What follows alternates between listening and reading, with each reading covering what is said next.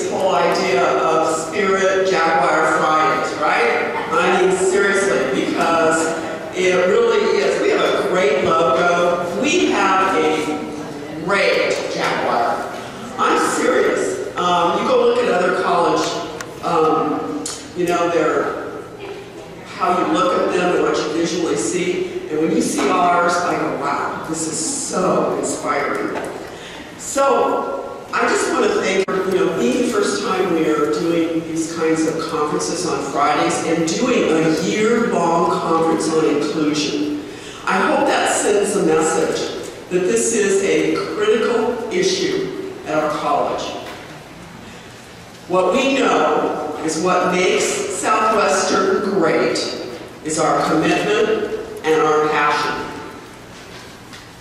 What keeps Southwestern College from being really exceptional is our commitment and our passion. Think about that.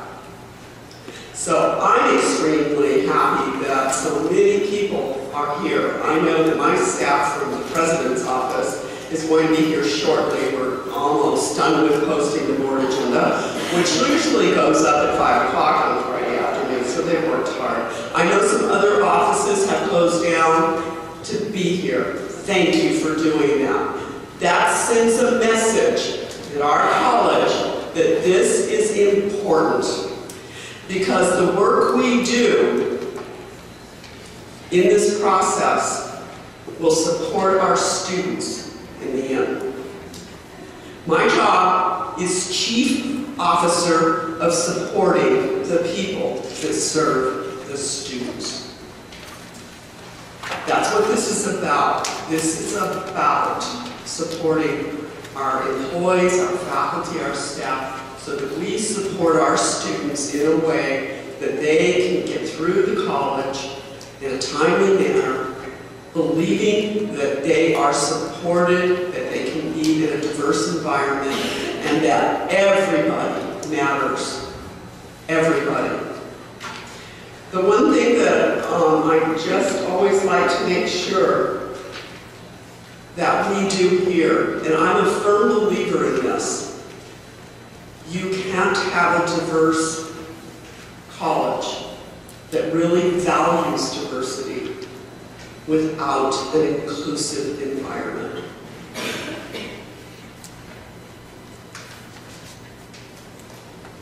That is important, because if we're exclusive, if we're excluding people from the table, and we're not making our table bigger, then we're sending a message that you're not as important, right?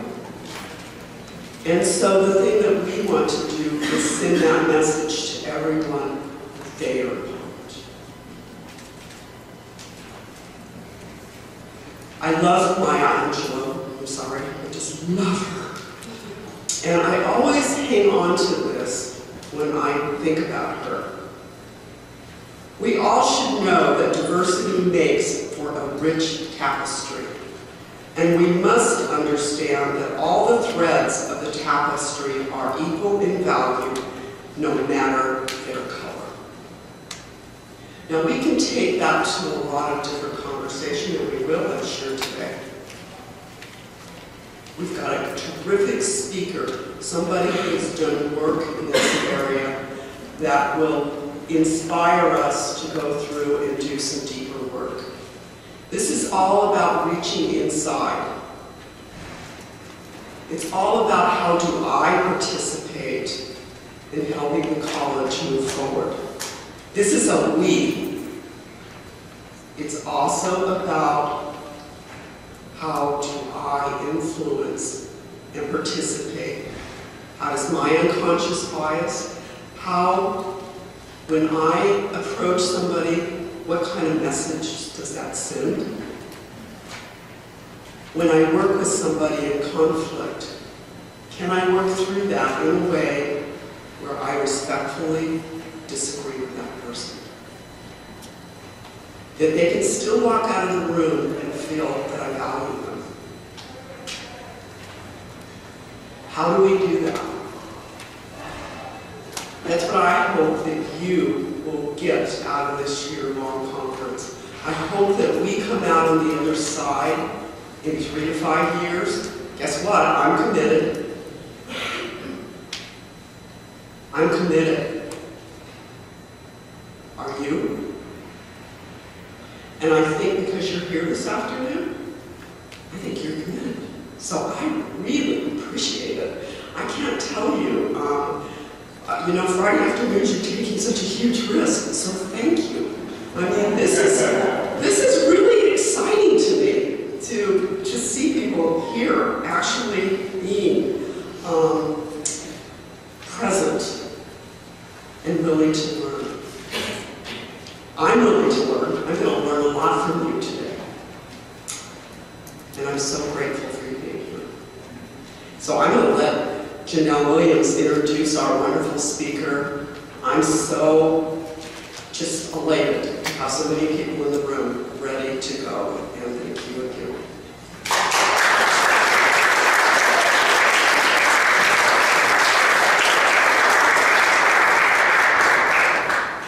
So I know we have some students in the room. And I know we have some faculty and staff in the room. And I know we have some community members in the room as well. And we need all of these folks to work together in order to be able to hold each other accountable, right? It's not just about Southwestern, but how does our community see us and how can our community relate to what we're doing and also kind of help us. Because we are the institution of higher education in the South Bay of San Diego. And we don't do that by ourselves. We don't stand alone here. We stand as part of a community. So thank you to all of our community members who made the effort to be out here this afternoon. We know Fridays are hard for everybody. Thank you so much to our faculty who I know you could be at home doing other things, so you chose to spend your time here. Thank you to all of our employees, classified, confidentials, and administrators who I know you have competing priorities all over the place, and you made this a priority today. So thank you all so much for being here. And students, the reason why we exist. Thank you for taking the time to be here today to learn something a little bit more, to push the envelope and to learn something to help us and hold us accountable, because the bottom line is we work absolutely for you every day. So I want to thank you all for that. Let me explain what you have on your seat really quickly as we move forward. Just an attendance slip so we can count for those of you who are here, for employees, and also for our community members, so we can reach out to you, because as you know, this is only part 1. We have part 2 happening on December 1st, and it will continue in February and continue in March. And I believe we're thinking about this making this an annual conference as well, so we want to keep you involved with that. You also have some information about the conference, the way that this will work. You'll hear our fantastic keynote speaker today. And then you'll break out into sessions where you'll get to choose one of 6 topics, and then they will repeat for the most part for the second hour and a half. So that's kind of how it works. We end at that point, and again, I'm going to thank you now for attending today. So moving on. A couple of housekeeping items. The restrooms are located right outside this door behind the wall. And also we have sign language interpretation. If anyone is in need of that, you may move forward or move into a position where you can see the sign language interpretation to the left of the stage. Without further ado, I can't tell you how excited I am. A national leading activist, scholar, practitioner, and educator with extensive experience in diversity issues in education, Dr. Michael Benitez is known for his down-to-earth, insightful commentary and critical perspectives on social cultural issues, and his innovative practice and transformative work on equity and inclusion in higher education. Dr. Benitez has served in higher education in different capacities over the last 2 decades, including academic and student affairs, equity and inclusion, Title IX, and teaching. I'm not sure if there's anything he hasn't done. A highly sought-out speaker and workshop leader at conferences. Anyone been to NCORE before? Yeah, I know there's NCORE fans in the room. You may have seen him there as well. and colleges across the nation. He has authored chapters and articles on student identity, hip-hop culture, cultural centers, culture and ethnic studies, institutional research, campus climates, and supporting faculty of color. Can you understand why I asked him to come today? His most recent work on supporting faculty of color can be found in AACU's Liberal Education, his work on creating campus community participatory framework for difficult conversations and institutional action will soon be available in an upcoming new issue of New Directions in Institutional Research. So I'm going to write that again because I know there's some note takers in the room. New Directions in Institutional Research. Currently, Dr. Benitez serves as the Dean of Diversity and Inclusion, Chief Diversity Officer, as well as their Title IX Officer at the University of Puget Sound, providing leadership over the coordination, implementation, and assessment of operational and strategic goals related to diversity, strategic planning, and institutional efforts to foster and sustain an equitable and inclusive campus climate. Sounds like what we're doing here, right? Again, you see why I called him. Literally, I called him. I said, can I just talk to you, right? And we had an initial conversation that lasted quite a while, and we made an appointment to talk again, and we said, okay, we'll have a 30-minute conversation, and then an hour later, we kind of said, you know what, we probably should get on the phone at this point. Talking to Dr. Benitez is a spiritual and educational experience, and I have determined that we need to be friends now, okay? So all of that being said, please join me in welcoming Dr. Michael Benitez.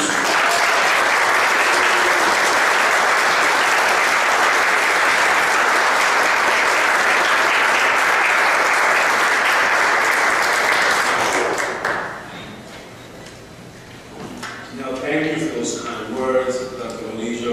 Thank you, and I agree. The Jaguar is incredibly cool. We are the mothers.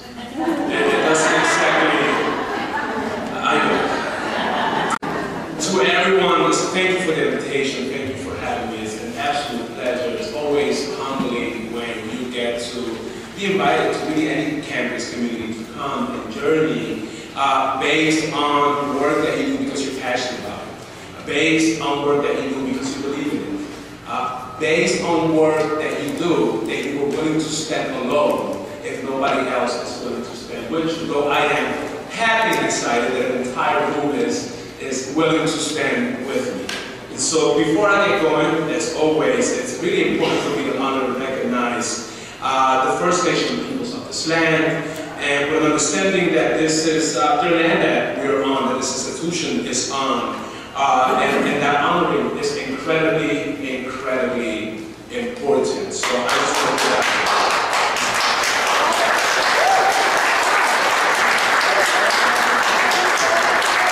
with that said, in my tradition, which is in Taino and Arawak, is greetings, dear people. So I'm going to get this going, and today I'm going to hopefully engage you in some different thinking. I'm a post-colonial scholar in training. That means that I can use some pretty big words, but I really try to make it very practical, because at the end, I am a practitioner. I chose to go the practitioner route because I think there's a lot of phenomenal scholars in the classroom, and I said, I wonder what it looks like to be a practicing scholar in the administration.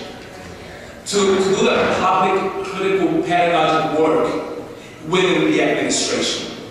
That was just such an important calling for me.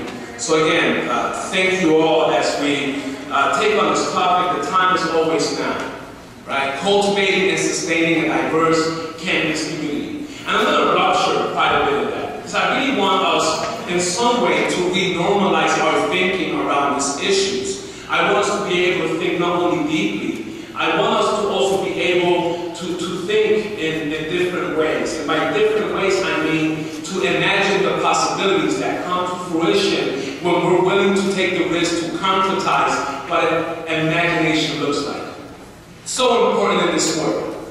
I'm going to read a little bit, put it out there, because it just sounds better when I read it. But for the most part, I'm going to be right here with you, eye to eye. So again, Thank you for inviting me to journey with you, to engage with you, to struggle with you, to wrestle a bit with this concept that we have come to embrace as inclusion, and yet to struggle to understand it, to define it, to practice it, to contextualize it. I'm reminded each and every day, as the late Manny Marable has done, and as recent contemporary Black feminist scholar Nana Osei-Kofi continues to remind us today, to struggle where we are. To struggle where you are. It's okay. Hence, if we are to struggle intentionally, actively, collectively, how nice then to do it in the spirit of critical fun and revolutionary love, and to struggle with folk who share in the radical kinship who understand very well not only the challenge behind struggle, but the beauty that struggle offers to the ongoing and shifting current moment and moments. So now what? Beyond recruitment, beyond getting folks on campus, beyond the numbers, what does cultivation look like? How do we account for the ways in which the national landscape trickles down to the local environment? How do we attend to that?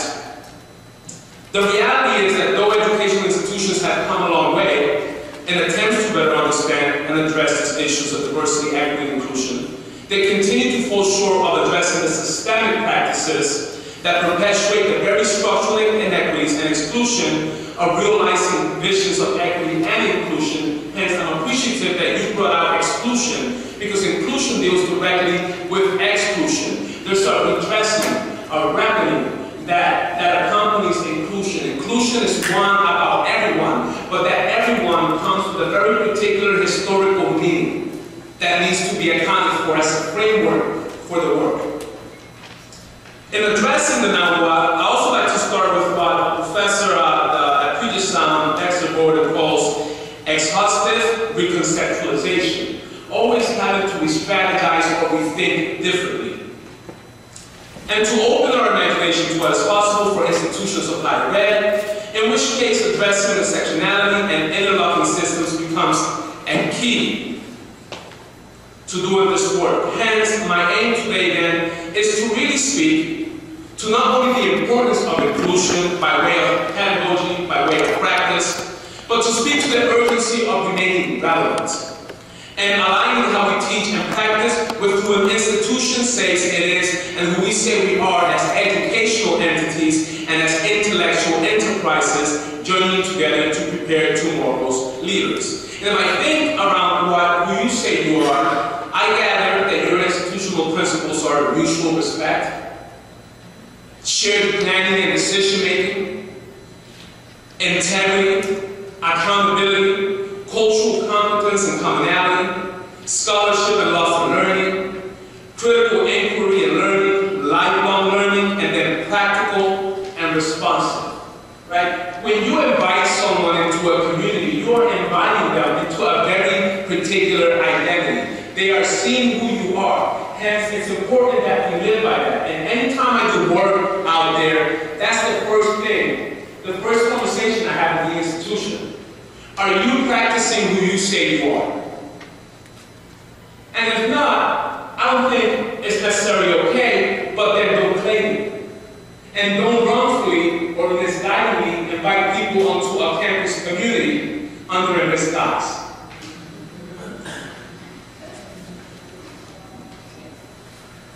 So who am I? This is me right here laid out.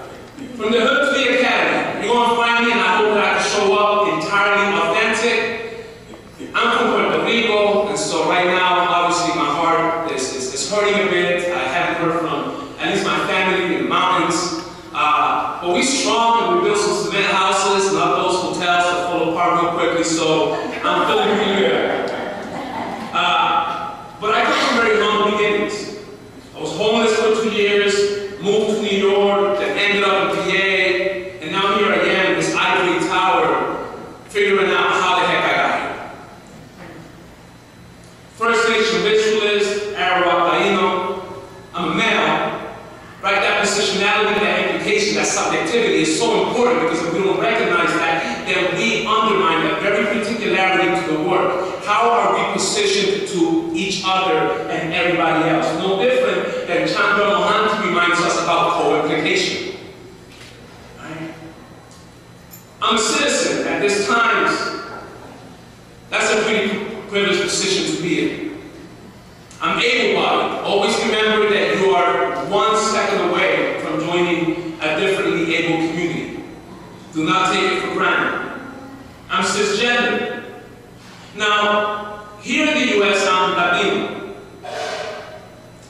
Which is interesting, because what does that really mean? I'm going to talk about that later on, but what does Latino, how does all that really mean? Right? It's a political identity, at least in the U.S. Latin America, the idea of I'm Latino doesn't even exist, right? We kind of identify by nation states or those particular areas. But that's really important to bring up, right? Because Latinos, Latium used to be Italy. Italy has nothing to do with Latin America. I'm just saying. Now we can go back to Francisco Balboa, the Peruvian sociologist, who eventually said that using Latino would be better than using the term Hispanic because of the barbaric sort of acculturation that Hispanic had developed over the years. Because, 524 years of trying to undo some grave injustice, it's hard to forget.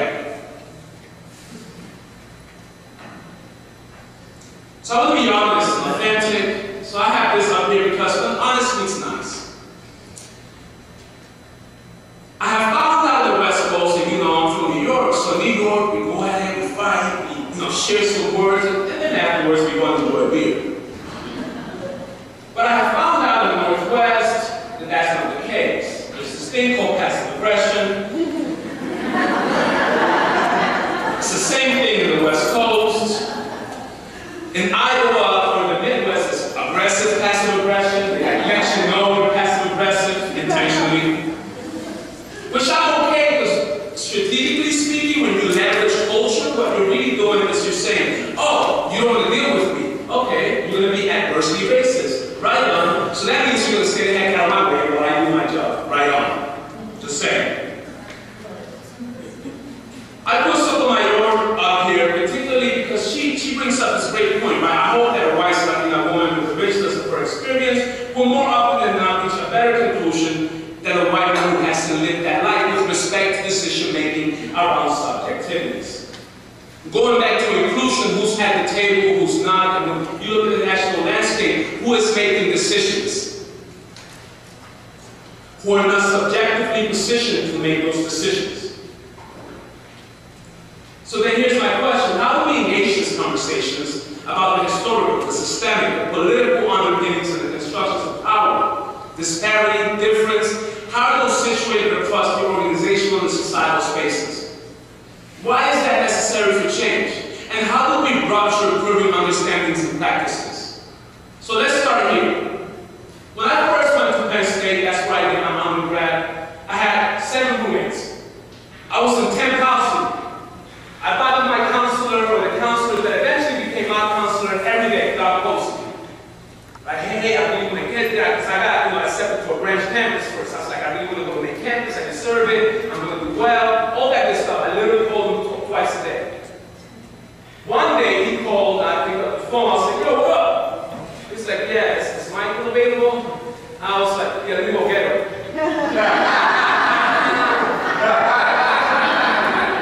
I get back on the phone, Mr. Posey. He said, hey, 2 students left the program. If you can make it here in a week, the position is yours.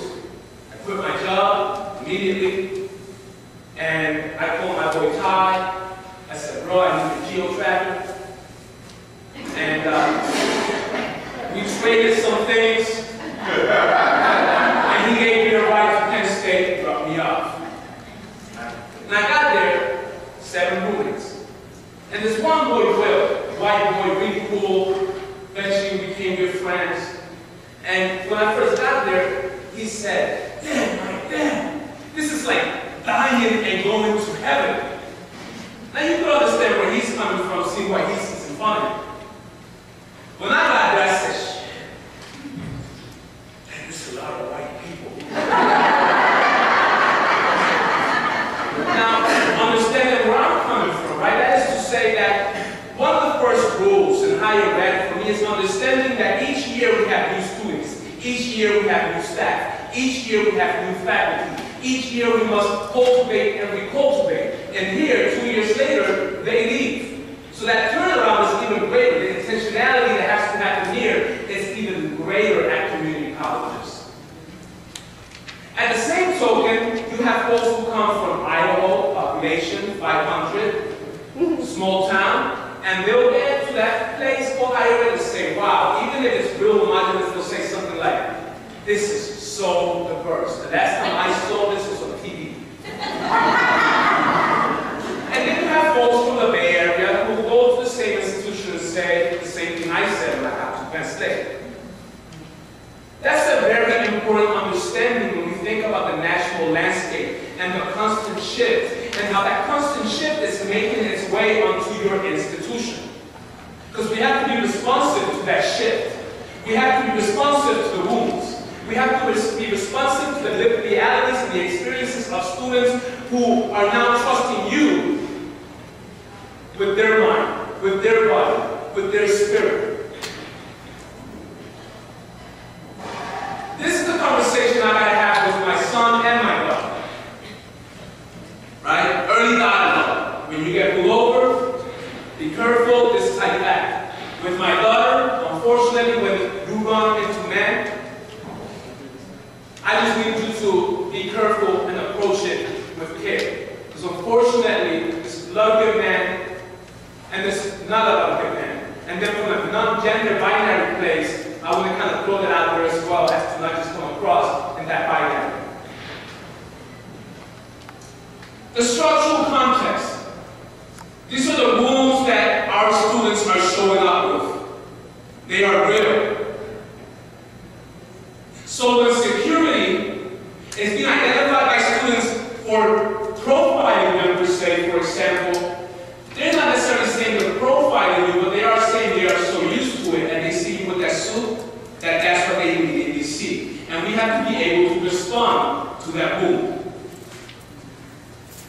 To live in perpetual fear. I don't have to get into this in the media, whether it's the brutality, the detention centers, the militarized force, well, depending on who, the deportations, the discrimination, the racism, Virginia, the bullying. Who gets away with something? Who doesn't?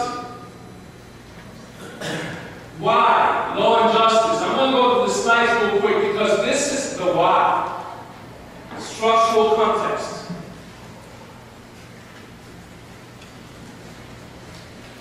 This is the why. This is the data that you have in front of you. Now, I have to be honest, if you have 60 years of data in higher ed that have told you over and over what's working, what's not working, why are we not standing by the data? Are we not scholars? Are we not scholar practitioners? This is the why. Concentrated property and where it lies. This is the why. The unemployment disparities and who it is impacting the most. This is the why. The fact that segregated schools have actually increased as a result of public education being defunded and public schools being shut down and charter schools growing. This is the why. Incarceration disparities. This is the why. Voting rights. And the fact that that is still an act and not a law. This is the why. Health insurance disparities. This is the why. Acts. And while there's a bunch of immigration acts that I go down the list, this one particularly is interesting because it went beyond just banning by way of nationality, race, ethnicity, a certain part of Europe or somewhere else. It banned, end quote, homosexuals, idiots, criminals, insane persons, alcoholics, old persons mentally or physically defective, problematic, polygamists, and anarchists. You know, I looked at the list and I said, wow, that's a list. And then I looked at the word idiot, and I said, but doesn't that account for like 80% of our U.S. government? Why are they still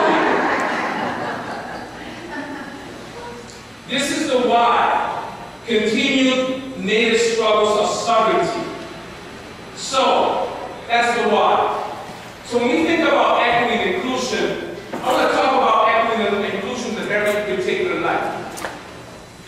Equity has to do with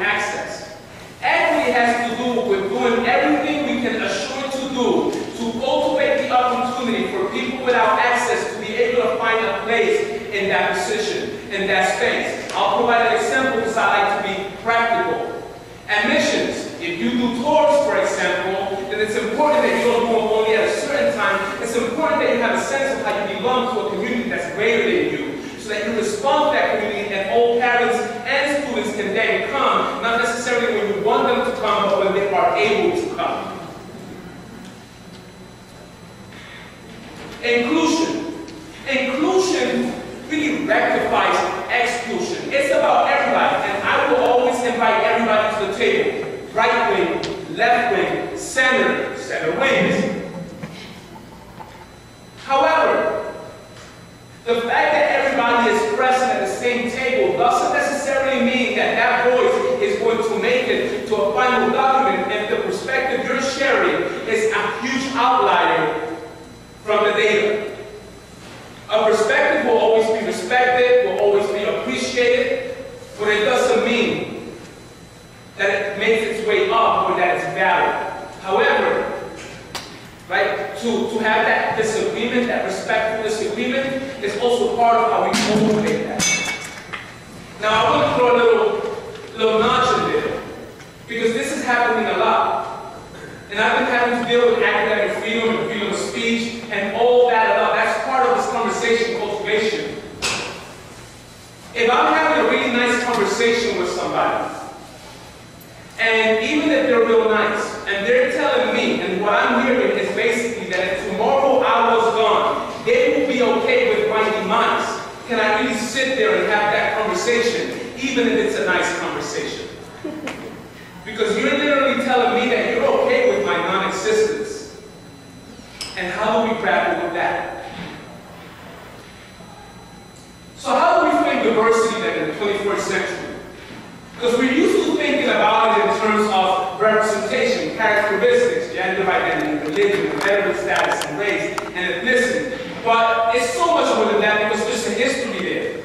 So when I redefine my strategic plan, diversity also accounted for process. So to think about equity and inclusion in the context of diversity also means to understand how social representations and processes can actually exclude some and benefit others. That needs to be made explicit.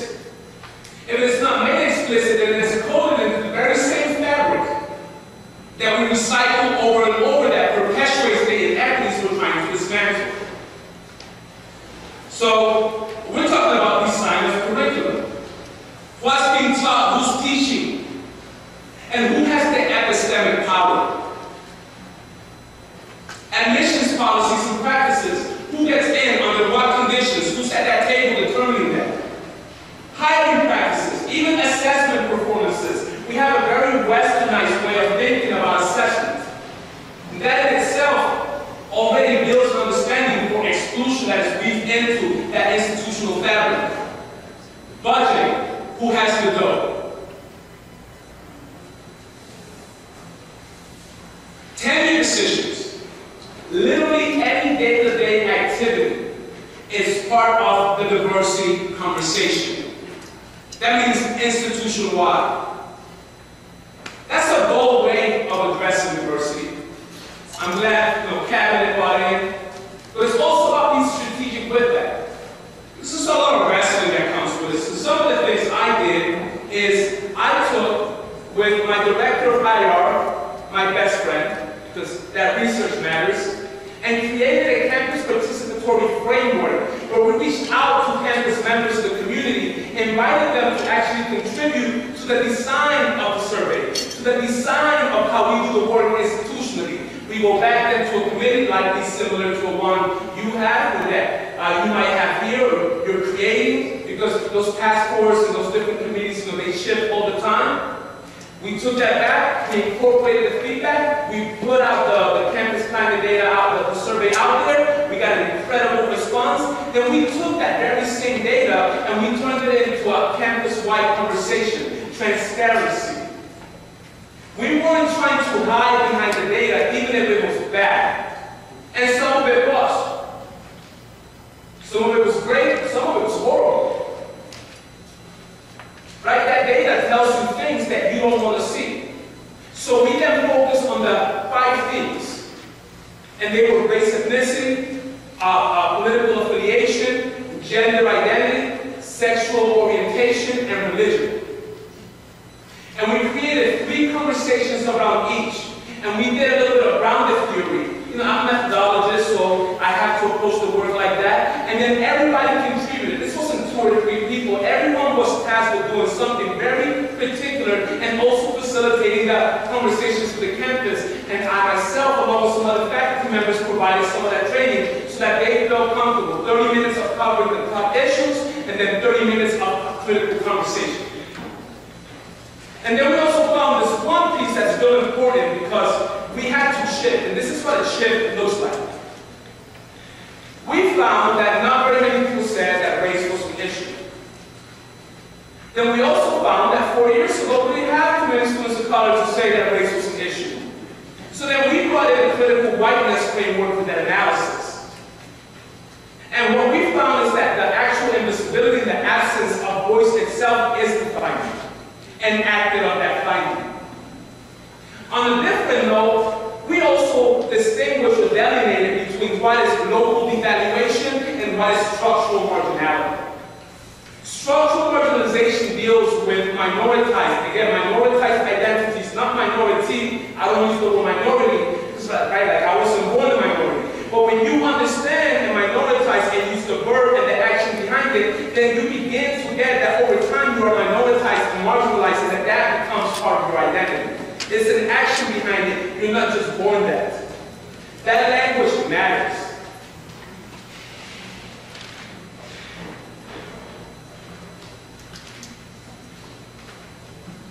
So what does cultivating the social justice looks like? It's democratic, it's inclusive, it's a participatory process. It focuses on affirming human agency. It's a representation of diverse voices, its distribution of equitable or of resources is equitable, and it assures to the best possible way that people feel at least physically safe. I never guarantee physical safety or psychological safety because there's different triggers for different folks. You may show up to a class and the faculty member may be presenting something, or someone maybe who is speaking, or a conversation. So to guarantee psychological safety, it's actually a tough thing to do. So what does it mean then to be ambitious? These are some of the things that I do. When I address stereotype threat, unconscious bias, microaggressions. Let me show you how unconscious bias works. I'm going to ask you one question. I don't want you to think about it at all. I just want you to answer it. You ready? Are you ready? Yes. What is your favorite ethnic food? Yeah, I thought about it. Let's look at favorite ethnic food. Right, it's interesting. Think about what you just did. Because when somebody asks me for my favorite ethnic food, I right away go to like hamburgers, hot dogs, Salisbury steak, mashed potatoes, things that are ethnic to me. But the fact that the very same people whose food is domestic to them will still refer to that food as ethnic, that's deep.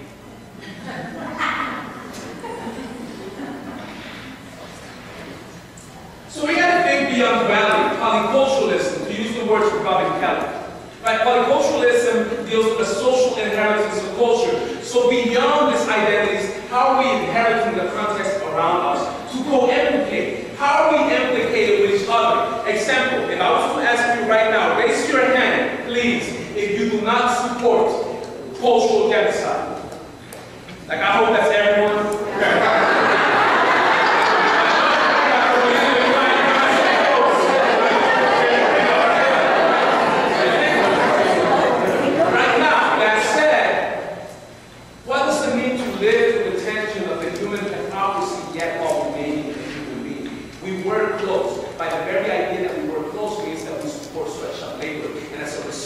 We also support the exploitation of women and children. We use wireless technology with the same minerals that are taken from very particular areas in the continent of Africa where the children and families are killed, the men are killed, and the children and women are used to actually dig up the minerals. But we love wireless technology. Now, I'm not saying that to make us feel guilty.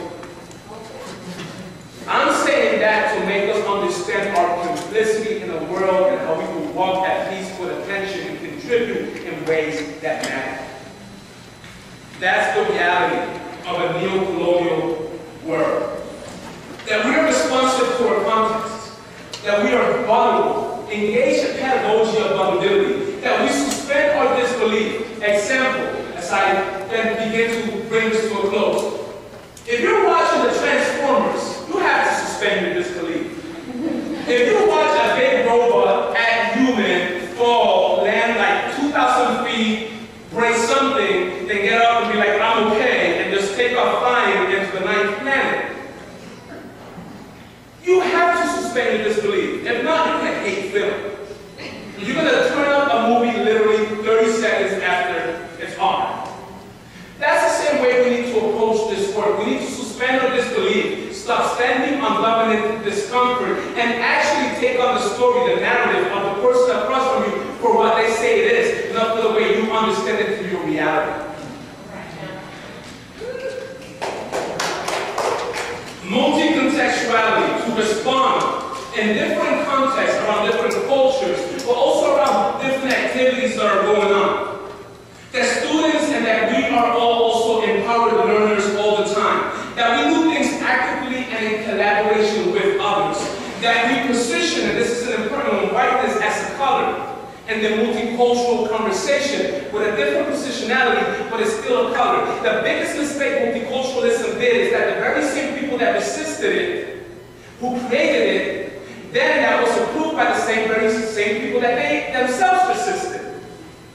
And so at the end, it became about everything but the power itself. That we locate self, that we understand what an obligation to each other is, and that we act with saliency and intersectionality. We must act intersectionally because all the identities eventually come together to be one. And yet, if we try to do it all at once, we're not going to get nowhere. So the saliency aspect of how you're going to address particularities matter. And you got to be doing the big picture, while you also take care of the small picture at the same time.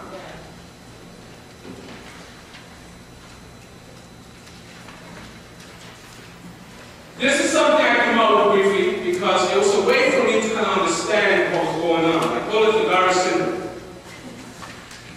So Garra syndrome deals with a person who has a tough time really kind of understanding diversity for whatever reasons, but it's usually someone who suffers from supremacist ideology, nostalgia, because history just never happened. Color blindness, people will say, I don't see color, and I'm like, I hope you do, because if you meet somebody purple, I want to meet that person.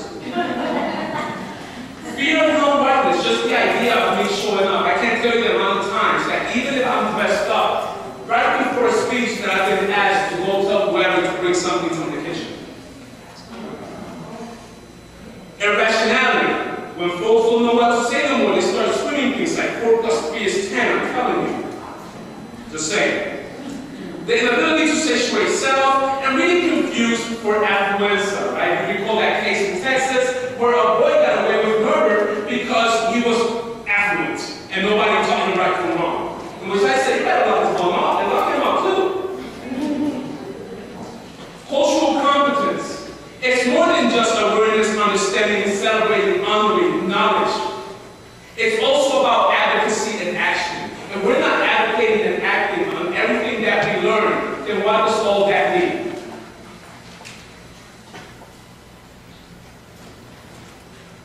So I got 4 slides and bring this to a close, I know. When we think about higher education, we got to think about what type of people are we bringing into our communities that are going to promote, engage, act, have a conviction. The first word to this work is conviction.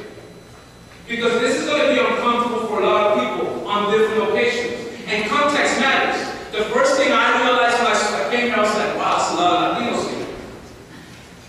But then on the other hand, I also said, wow, there's not a lot of blacks here.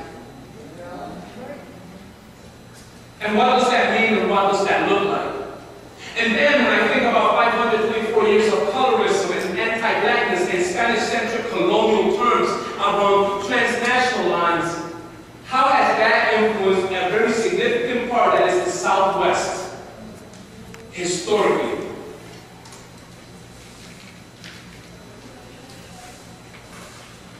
So I want to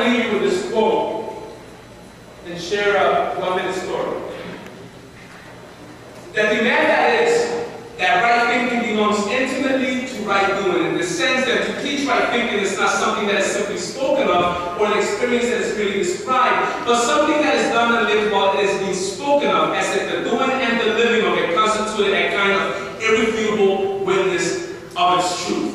Paulo Freire, not pedagogy of the oppressed, pedagogy of freedom. That means that we should be able to act, think in synergy, in a way where we exemplify what we're asking our students to do. If we're not exemplifying that for our students, please let's not expect our students to follow suit. Woo! Right. So important. How does that look? This is how I'm going to close. When my son was 8, he was in school. The school was in Iowa. It was scary. He came back home one day and he said, "Dad, I'm going to boycott the cafeteria." Now, I'm an activist, so I said, "Word, son." You know what I said? Right? You got to understand, my family, when we talk, we sing like, "Well, Junior."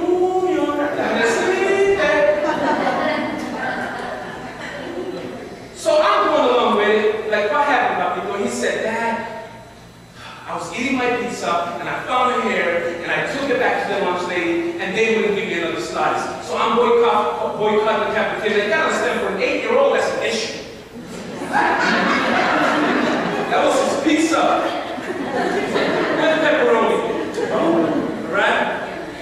So I said, "Okay, Bob, I gotta show his mom." Look at him like, "All right, he said, "I want you to start preparing me lunch from now on." Now, my daughter, who was 5 at the time, said, "What's boycotting?" So my kid, his voice is explaining to him what boycotting is. He's like, "Well, Kazi, so like boycotting is, when like, so like you don't give somebody your money because like what they're doing, it's wrong, it's not cool."